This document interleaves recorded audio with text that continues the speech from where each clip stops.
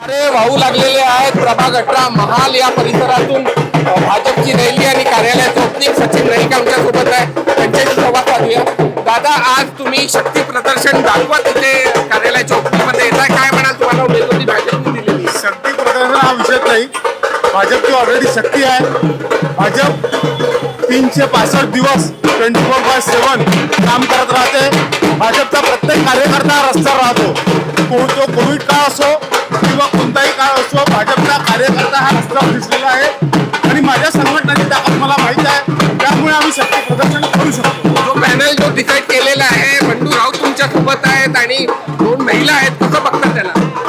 माननीय बंडू भाऊ हे स्टँडिंग चेअरमॅन होते, भाजपचे जुने ज्येष्ठ नेते आहेत, त्यांचा आशीर्वाद मला आहे. 2 महिला आहेत, त्या सारिकाताई नागपूरकर आहे, ते याच्या पहिल्या नगरसेवक होत्या.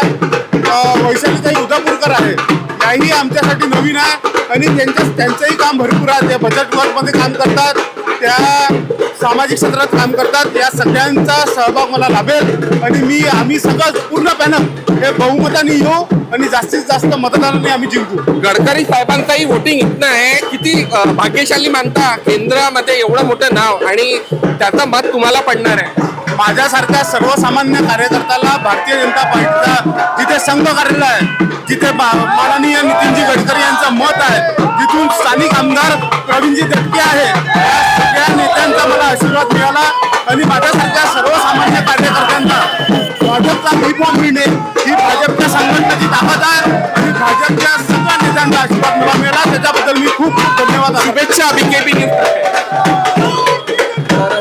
हे होते नाईक, जे की निवडणूक लढत आहेत, भाजपचे कार्यकर्ते.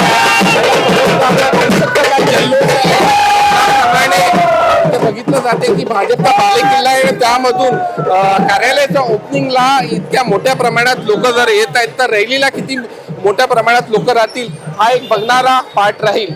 नागपूरहून मुकेश शेडव, बीकेबी न्यूजसाठी.